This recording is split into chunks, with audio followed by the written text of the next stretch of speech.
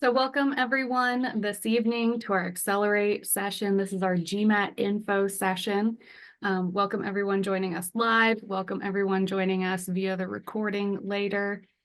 Let's get going. Quick intros here. I'm Margaret Hayden. I am your host this evening. For Alpha Kappa Psi, I am the Region 1 Regional Director for Volunteer Development. Professionally, I am on a mission to cure Alzheimer's disease. I work at the Alzheimer's Association, where I manage our walks to end Alzheimer's for Manhattan, Topeka, and Lawrence, Kansas. And then also a little bit of a side hustle. I am currently an adjunct lecturer at Utica University, where I teach data visualization to master's level students. So I am joined this evening by TJ. TJ, I'll turn it over to you to introduce yourself. Thanks, Margaret. Hi, everybody. My name is TJ. I am a current student at the University of Chicago Booth School of Business. I am also a part-time senior IT project manager at Stanford Medicine, and much more recently, the founder of an AI-powered health tech company that I'm working on in my MBA program as part of an accelerator program that the business school runs.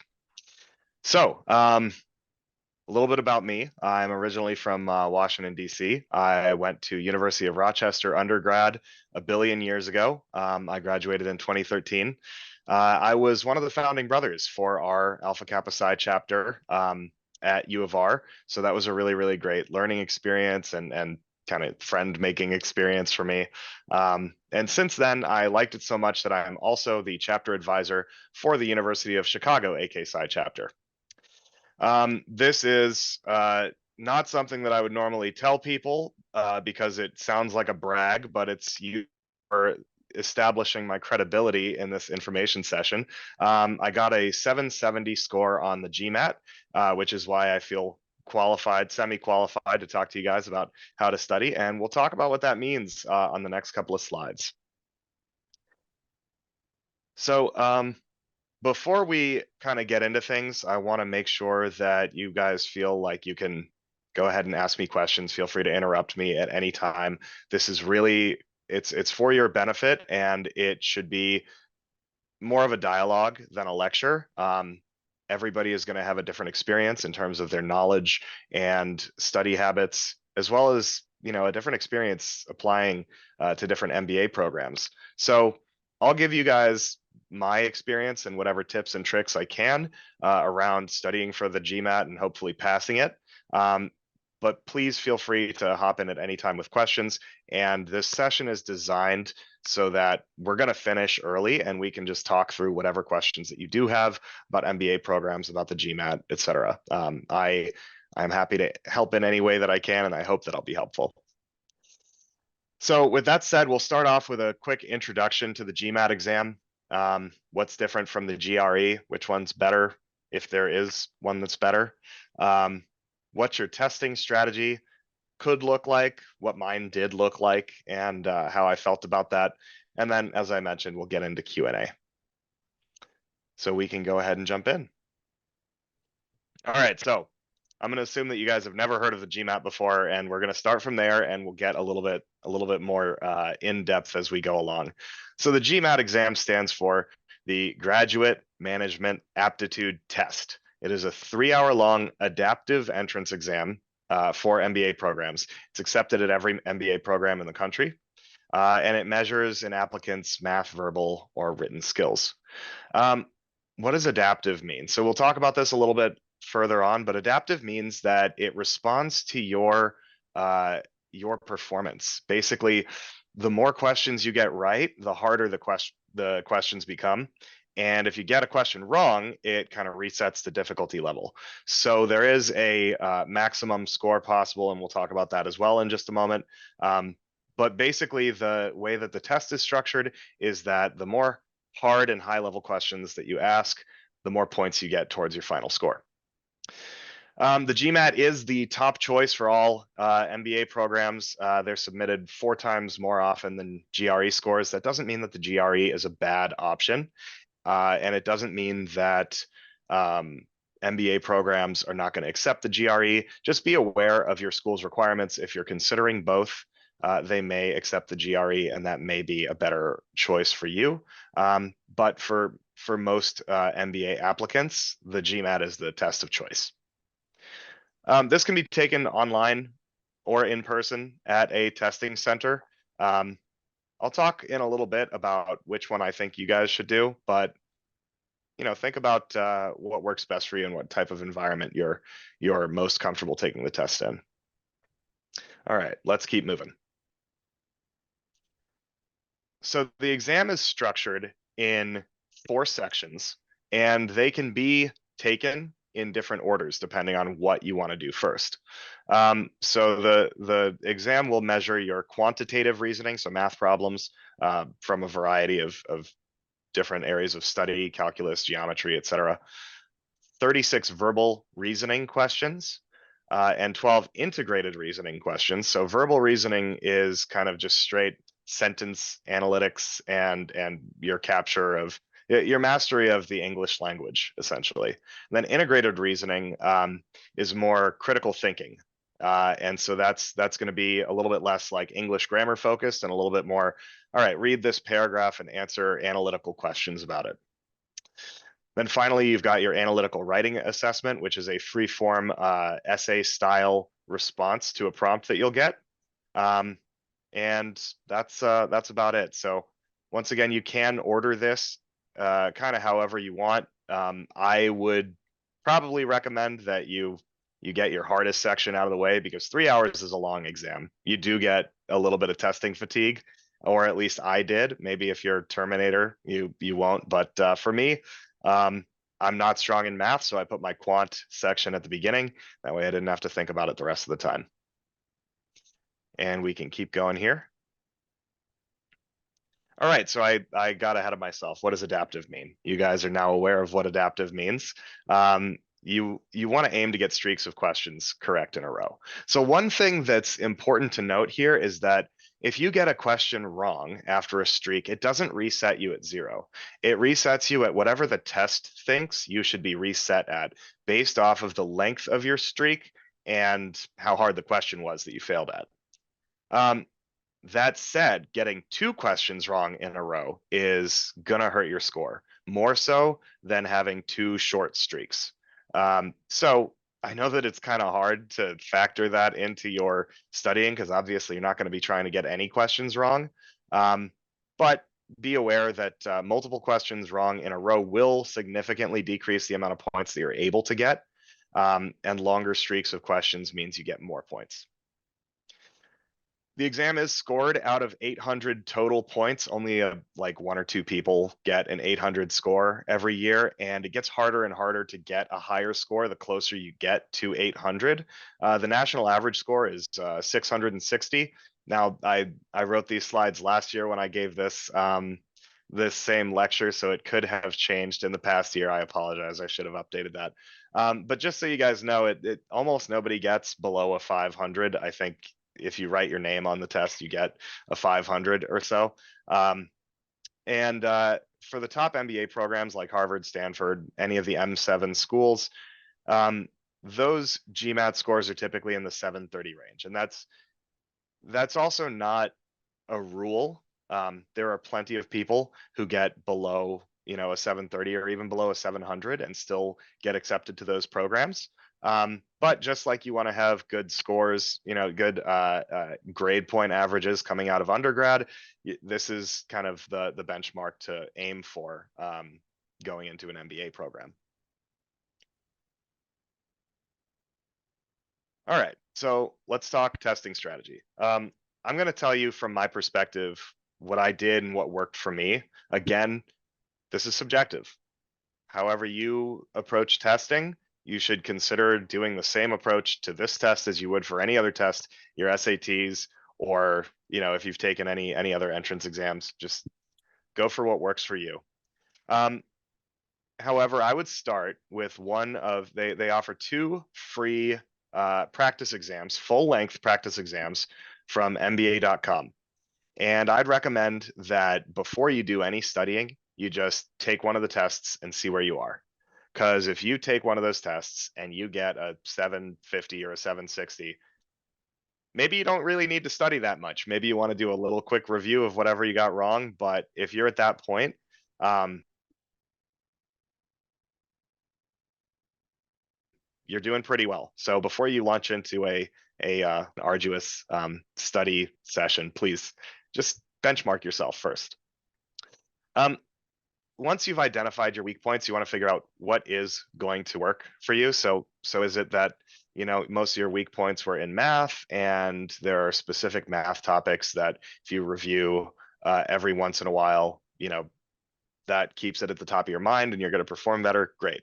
If it's verbal, reviewing flashcards or whatever that is, figure out what tools are going to work and keep them around, repeat them as often as necessary.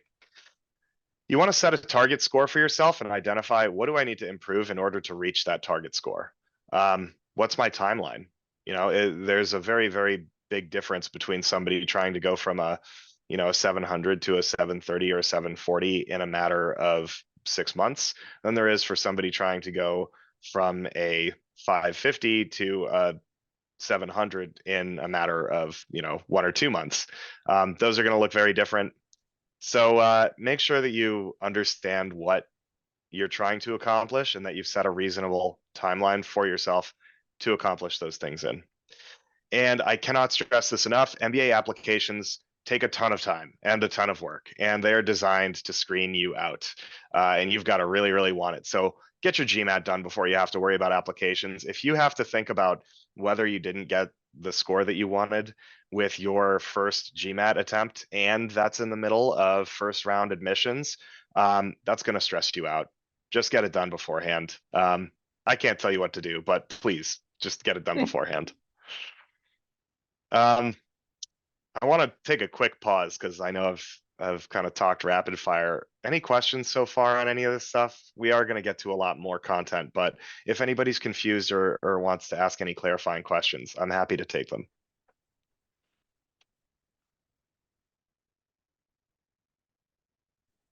Okay. Everybody is on the ball. Great. All right, so let's talk about what worked for me. There are a lot of different programs out there. I am not a paid shill for Target Test Prep, but Target Test Prep was the tool that I found that worked best for me. Almost all of the programs that I looked into offered some kind of a free trial so that you could wrap your head around exactly what you were getting. And most of these cost money, like 100, 200 bucks even. I think I paid 200 for Target Test Prep. It was worth the money. Basically, all of my studying was done within the Target Test Prep module. And again, there are plenty of other programs that do this very well. But basically, it combined a series of practice exams and quizzes with a review of all of the concepts that are going to be covered on the GMAT. It's updated all the time, and it's going to be a great repository of all of the information that you'll need. They also have, GMAT prep books that are released by GMAC, the official GMAT testing commission. Those are fine. I didn't find them to be as helpful because it's studying out of a book. It's great for the extra content, but if you have questions about a particular topic, you really got to start going to Google them rather than exploring the additional support topic sections. So I would say that those test prep programs are worthwhile. And if you're worried about the price tag, if you're going to spend $150,000 or whatever you're going to spend on your MBA, you might as well spend $200 to make sure that you get into the program that you want. That's all I'm going to say. So for me, I scheduled 1 or 2 hour study sessions every single day. I took breaks on weekends to rest up. It's important to let your brain kind of decompress and not constantly be running through, differential equations or whatever it is that you're studying. I did sometimes skip a practice day during the week, and sometimes I studied for 3 or 4 hours at a time if I was really, really on a roll and understanding the subject matter and it was worthwhile. But listen to yourself, understand the understand your own needs and don't push yourself to be studying when you're not retaining the information. Sleep is really important, and taking care of yourself is really important. A healthy body retains a lot more information than a sleep deprived and underfed and whatever it is that you're doing. So be kind to yourself while you're doing this. It can be frustrating to get a low score. So I'm telling you this because I went through it.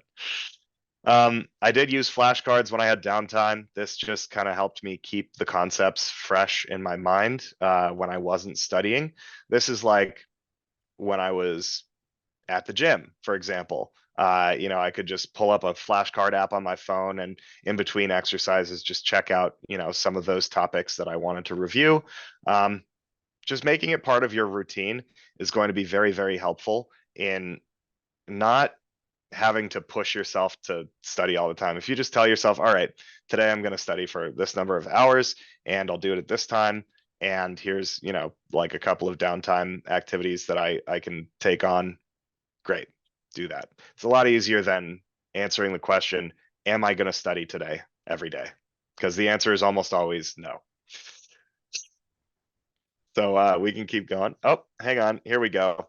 Did I have a job or was I going to classes while I was studying for it? That's a great question. I was uh, actually I'm on the older side of MBA students. I'm 32 right now, and I had actually deferred my admission to business school a year after I took the GMAT. So I took the GMAT now 2 years, maybe 2.5 years ago, and so it was kind of like the tail end of COVID. I did have a full-time job working at Stanford Medicine as an IT project manager, and I would balance my work at Stanford and my studying by either doing the studying in the morning before I had to start work or getting it done, some of it on my lunch break and then a little bit more after the day was over. But basically tried to get all of my like full-time responsibilities in and then also group my studying together so that when I was done, I was truly done. Hope that answers your question, Samir. All right. So, I want to be like an open book for you guys. I studied for way longer than most people study for this test. Part of it is because I had been out of school longer than most people who take the test and apply for an MBA program. It was just the right time in my life to decide to do an MBA, and I'm very happy about it. But a lot of my classmates are 26, 27 years old, and so the topics and taking tests is a little bit more fresh in their mind than it was in mine when I took it. So, you know, I I want you guys to know that my score of 770, it it came from a year's worth of studying like religiously. And some of you guys will get a higher score than that without really trying that much. And some of you guys might have to study, the length that I did. And everybody's going to be different. So just keep in mind that, your amount of time that you need to take to study is going to vary. Um, I also really, really suck at math. This continues to be true in my MBA program. Like business statistics, accounting, and microeconomics have been hell for me. I was hoping that after the GMAT, I would never have to do any math again, but it turns out I do. So that's a bummer. Almost my entire time that I studied for this exam, I was studying math. I fortunately grew up with a father who was very interested in me saying whom versus who and correcting my grammar every once in a while. So I had a pretty strong basis in, kind of the English and verbal side of the exam. Um, but some of you guys might be math geniuses and you might be spending most of your time studying the English section. That's also fine. Just study for your weak points and don't spend too much mental effort on what you're good at. I also took 9 practice exams over the course of a year. I did see steady improvement the first time that I took it. I think I got a 710. Um, my scores kind of went up and down. I didn't score above a 760 until I took the actual GMAT. And 9 practice exams, that's a lot of exams. You guys might not need to do that. I don't want you taking my experience as gospel. But it took me a long time to get there. And when I actually took the exam, I had freaked out the night before. I was sleep deprived. I barely slept. I went into the test. I was just like a nervous wreck because I felt like, oh my God, if I spent that whole last year of my life studying for this thing and I get a bad score, like, have I wasted all of that time? So I don't know if you guys are just better, at handling test anxiety than I am. But if you know that you're going to have test anxiety, I want you to at least take this as a success story, because it all worked out in the end. And just do whatever you can to make yourself feel comfortable going into it. I tried. I wasn't good at it, but that's why this is honesty time slide, not like look at all the things that I did right. All right, let's keep going here. Yeah, the GMAT is not everything. I touched on this before. There is a very wide range of GMAT scores that are accepted into the top MBA programs. I didn't get into every school I applied to. Don't worry about, if the GMAT is the weakest part of your application. There are plenty of people like that. Focus on your strengths. MBA programs, they want to see well-rounded applicants who can bring, a lot of passion, of interests, and something unique to their schools and their programs. So if you put a lot of effort into studying and you still score lower than the grade that you want on the GMAT, that's okay. Don't worry too much about it. Focus on strengthening the rest of your application and move on.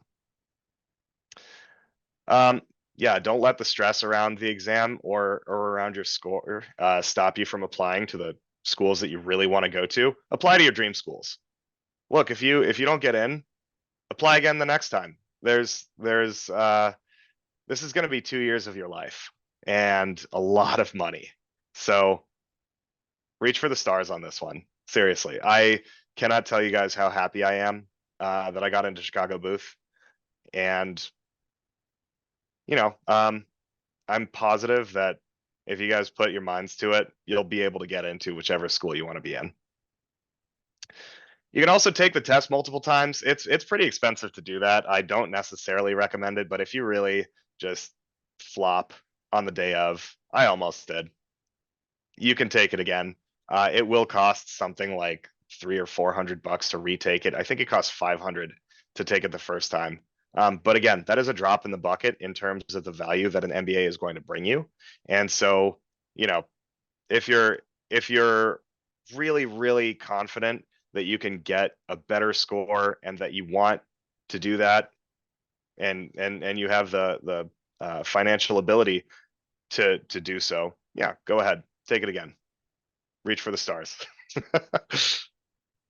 All right, let's keep going. Yeah, that's about it. That was my experience. I am happy to talk to you guys about any other step in the MBA application process, or what life is like in an MBA program, or anything else that I didn't cover about the GMAT. My intent here is to really break it down and make it seem less scary, because I know that I spent a ton of time worrying about which program I'd get into, or how to make my application the best. And the truth is that nobody really knows. Some people have some good ideas about it, but I'm happy to give you my perspective. All right, I see the question. Out of the 1 year of my studying, how long did I use target test prep for? I used it basically the whole time, at least like 10 months out of it. Why did I want to get an MBA? Great question. So in my work with Stanford Healthcare, I'm a project manager for the IT side of the organization. I'm really passionate about healthcare delivery and getting patients in to see their doctors. That's I think that access to healthcare in this country is something that could really be improved, and if it was, it would make the lives of a whole lot of people a whole lot better. And to me, an MBA represents an understanding of strategy and the knowledge necessary to apply innovative solutions to the problems that I'm seeing in healthcare.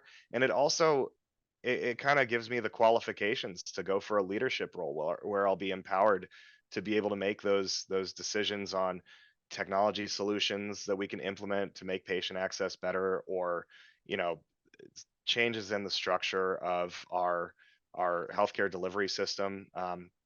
So it's a little bit of two things, right? It's a little bit of, can I use the knowledge from an MBA program to figure out the right things to do to solve the problems that I'm passionate about solving? And second, it's a career ladder thing. Can this help me get me in my career to the place where I want to be? Um, and remains to be seen because I'm not done with it yet, but that was why.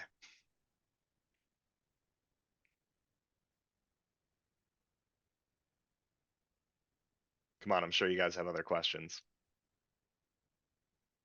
Hey TJ, I figured I'd just come off of mute here instead of typing it all out. But Totally. uh, yeah, I was wondering if you could speak a little bit about some of the maybe like qualitative parts of the application. So I know that there's, essays you have to write and letters of recommendation, and like you were saying earlier, I know those play a pretty big role as well.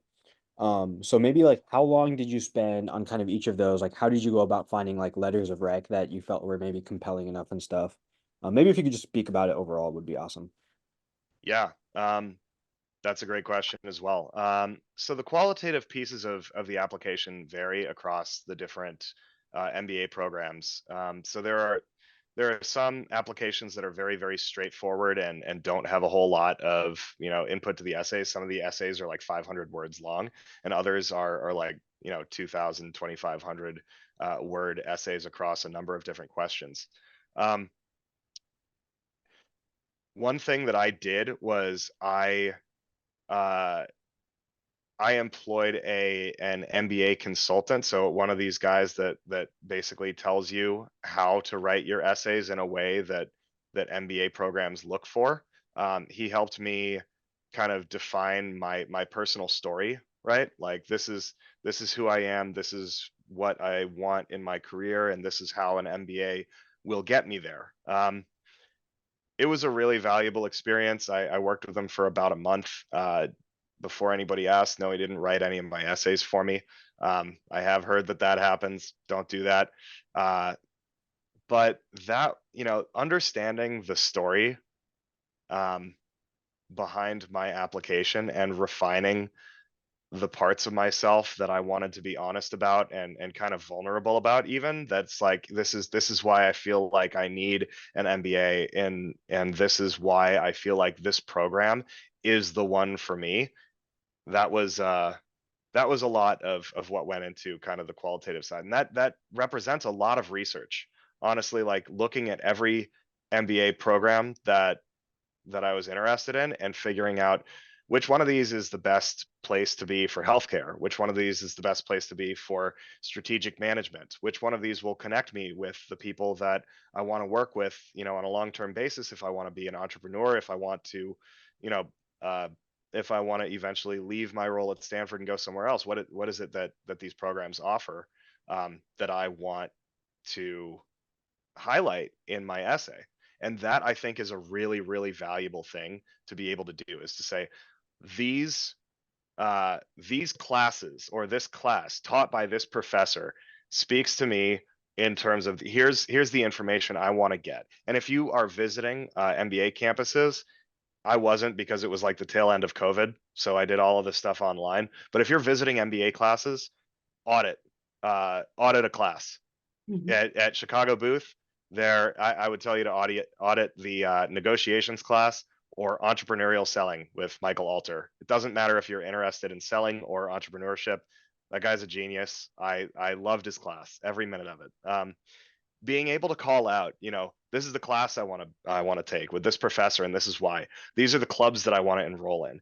And what is it about me that's going to make this MBA program more enriching? Like, what do I bring to the program that, like, it's kind of like a job interview, right? It's like, what are you guys going to be missing out on if you decline my application? If I'm the next Steve Jobs, then do you really want to be the people who said no? So that's kind of some of the things that I went through in understanding, the essay pieces. And really it doesn't matter what the questions are, because almost every question is directed at what's your story, and it just changes the way that you write it.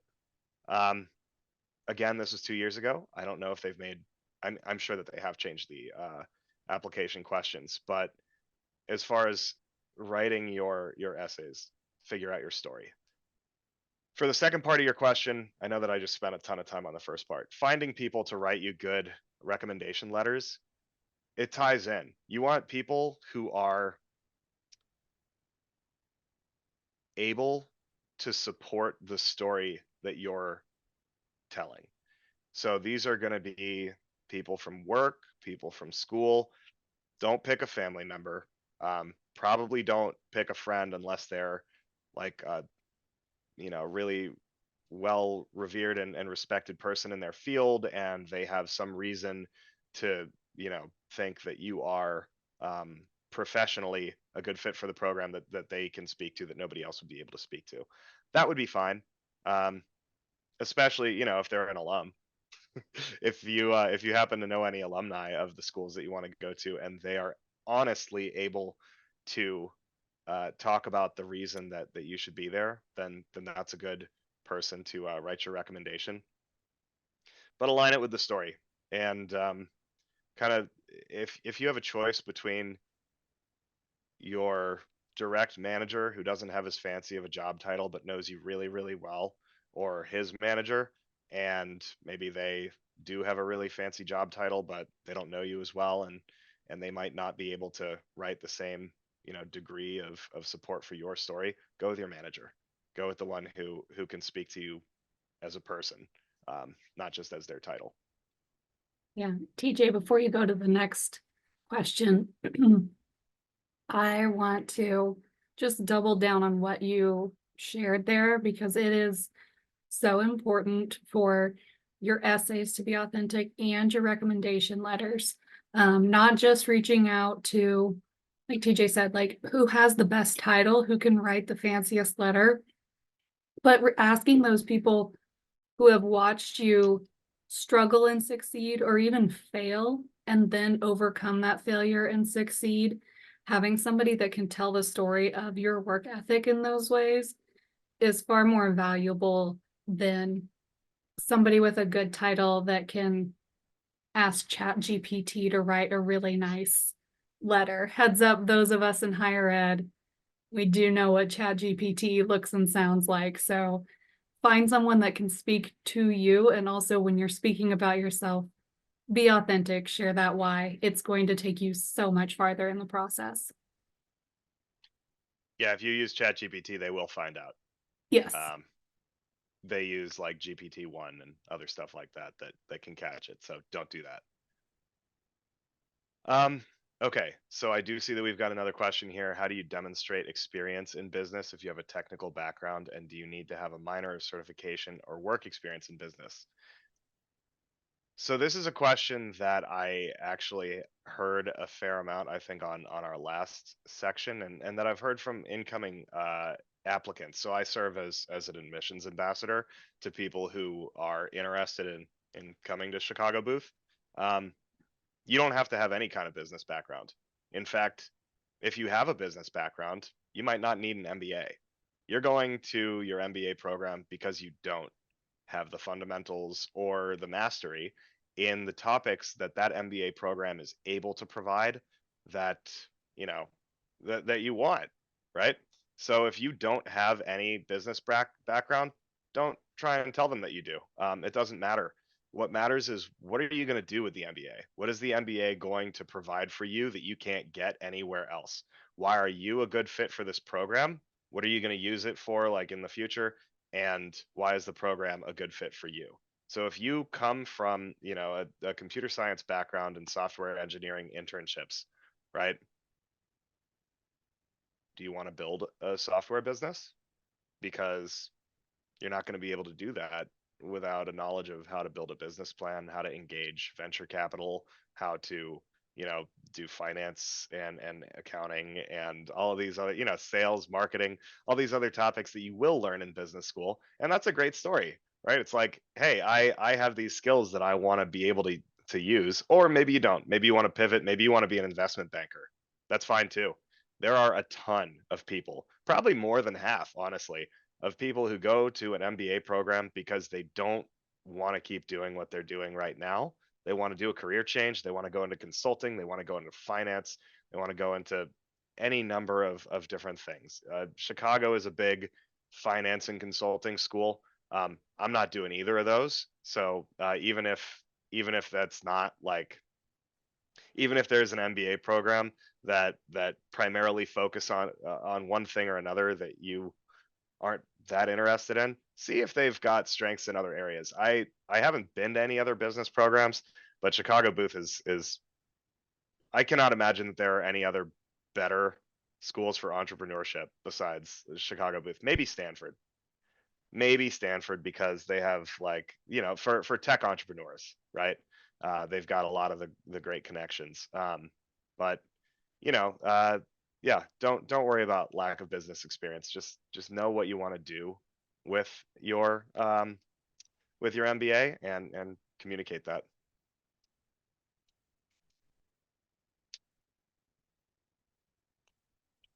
A little bit earlier, I know you were mentioning about like kind of doing your research into these schools, right? Um, and so I was wondering kind of if you had any thoughts on like what are the important things to look into. And so I know you've kind of mentioned classes and whatnot. I think another big thing like that comes up for a lot of people when we're looking at MBAs is just kind of its rank or its prestige. And a lot of the conversation I've heard about MBAs is like, maybe if you're gonna go for an MBA, like go top 10 or top seven, right? And I was curious, like maybe what other MBAs you were considering, and what would you say were the biggest factors for you when Oh, I think you cut off there. I heard what were the biggest factors for me, and then that I didn't hear anything else. Oh, can you hear me? Yeah, I can hear you now. Oh, okay. Okay, sorry about that. Yeah, I was just saying, so like maybe, what were some of the factors that you were considering when looking at which MBAs you really wanted to get into and go to? And just maybe what your perspective was in terms of like MBA ranking and prestige, because one of the things, that you'll hear a lot is like outside of top 10, maybe it may not be the like worth the money, I guess. And so where do you stand on that, and kind of what are some big factors to look for?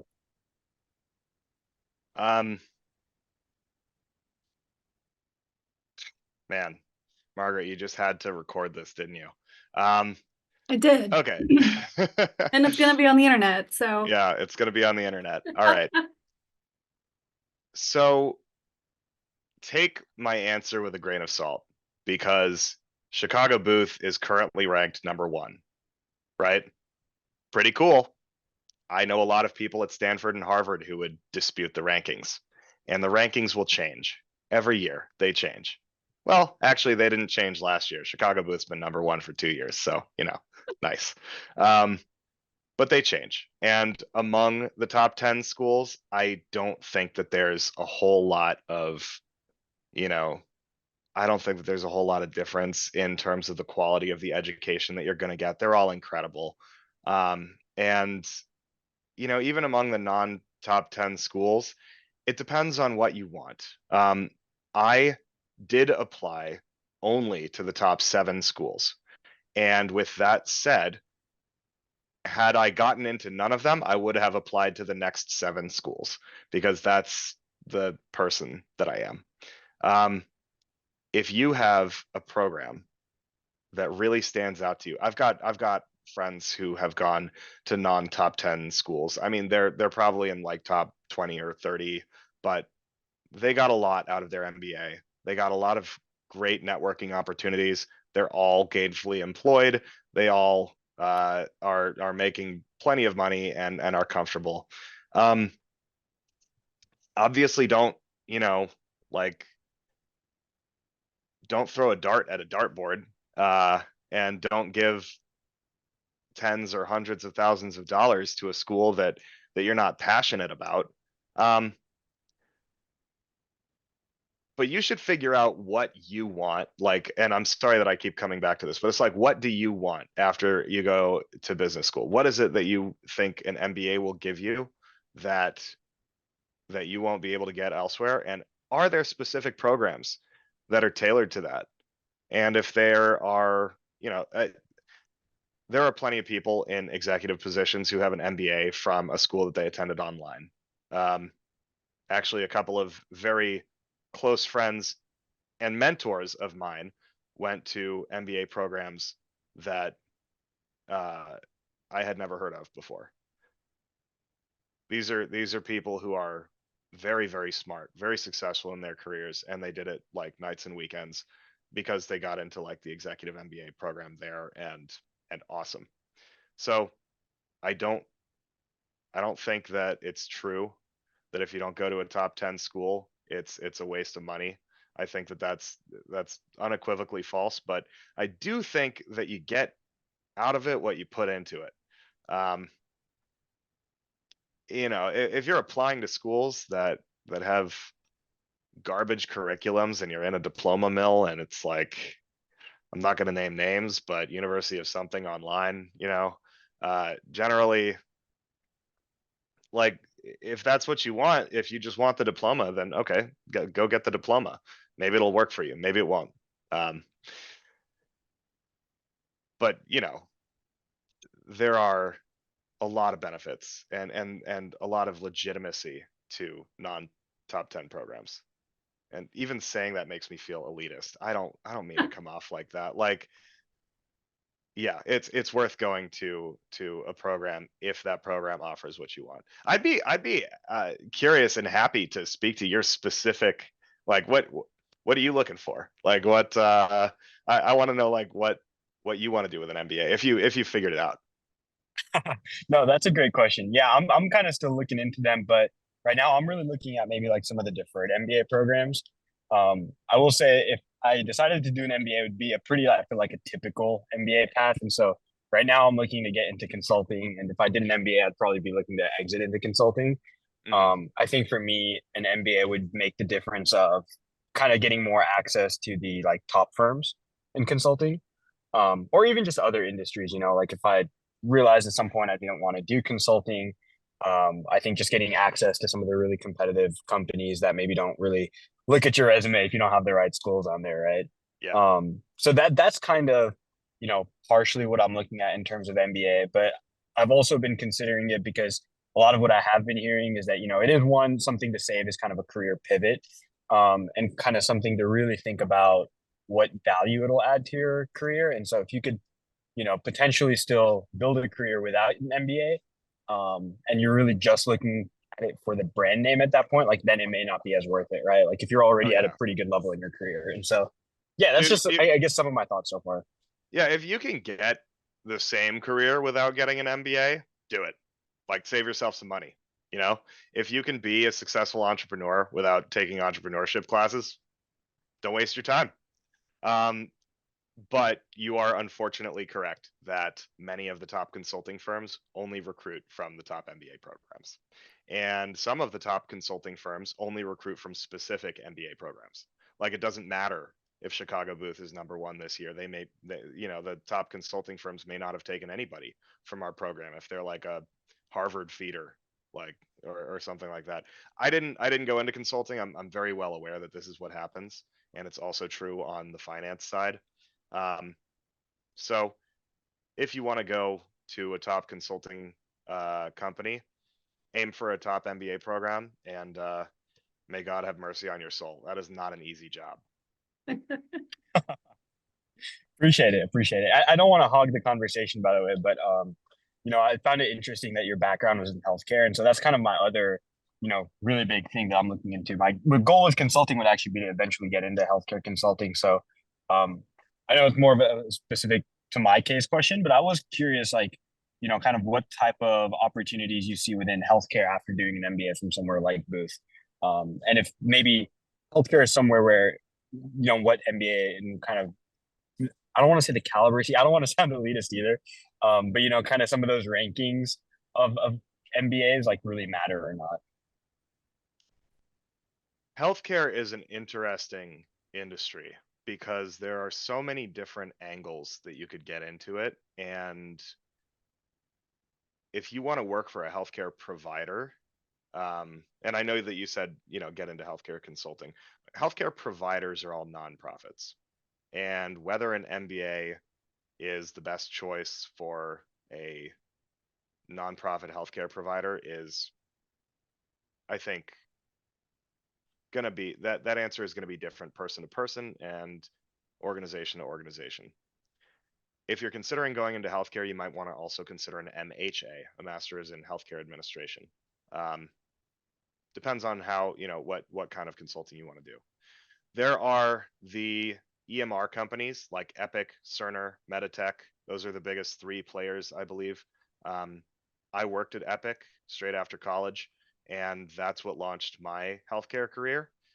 Epic is very much a job like consulting, in which you fly out to different customer locations, take their requirements, make configuration changes and implementation um, decisions based off of that unique healthcare system's needs. It was like consulting, a very tough job, but it was for me very rewarding and kind of launched my career in healthcare quicker than I would have otherwise been able to do so.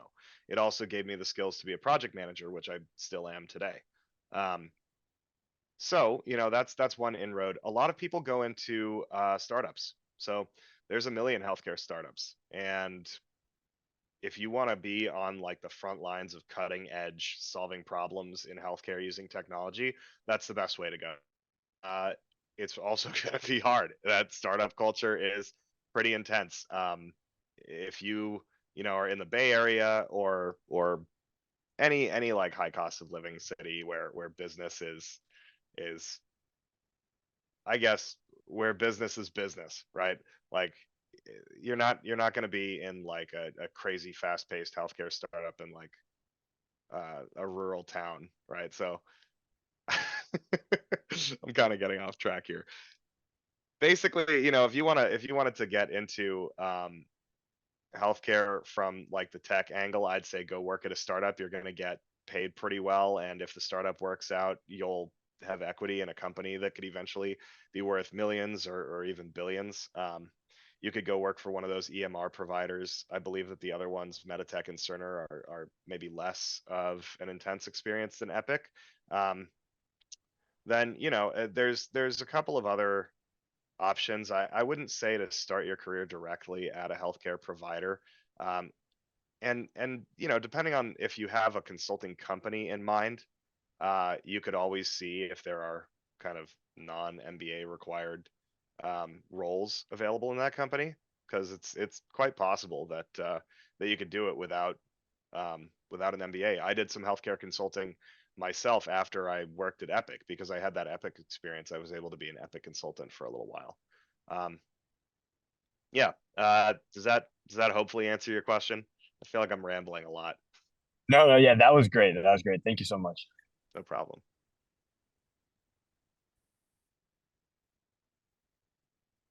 Anybody else have anything? We got 7 minutes left.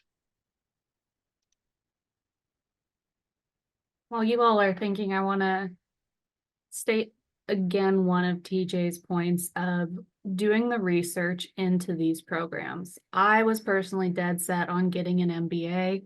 That was my next career move. It was happening. I started looking at them and I said, yeah, but I don't want to do these things in my career anymore. I want to go do something else. And that's what led me to a master's in data science. So not to discourage you from getting an MBA, be sure you're looking at the programs, making sure they're fitting your future needs and wants. And like TJ said, reach out to those universities and those programs, talk to them, vet them. Like they are getting you, they're trying to get you and your talent and your potential. So make sure that you also want what they have. to offer. That was one of the best experiences in my year of researching universities before I selected my master's program, was talking to them. And you'd be surprised how quickly you can tell from talking to one person within that program, this is not a good fit, or yes, this feels like where I can learn and grow and become something so much better than where I'm at right now. So be sure and have those conversations. Be comfortable in your ask to talk to the universities, the programs, look over the courses, get familiar with them, study hard, do great on your GMAT.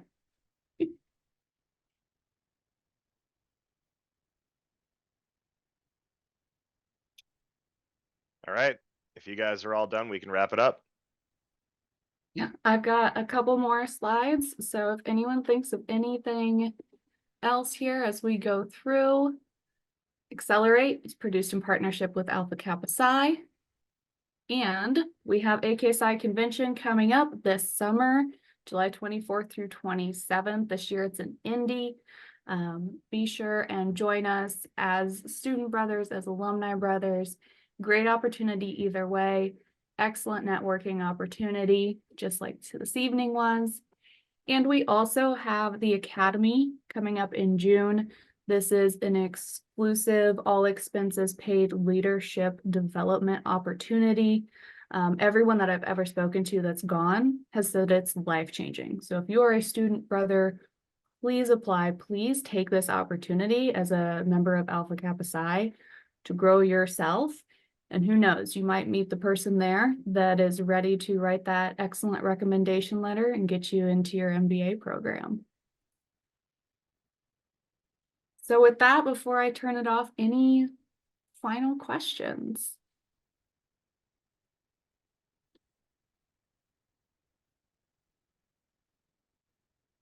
No? Thank you all so much for joining tonight. TJ, thank you for sharing all of this excellent knowledge with us.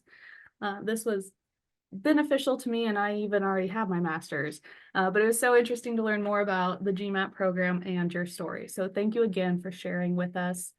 Thanks everyone for joining, and we'll see you at our next Accelerate session. See you guys.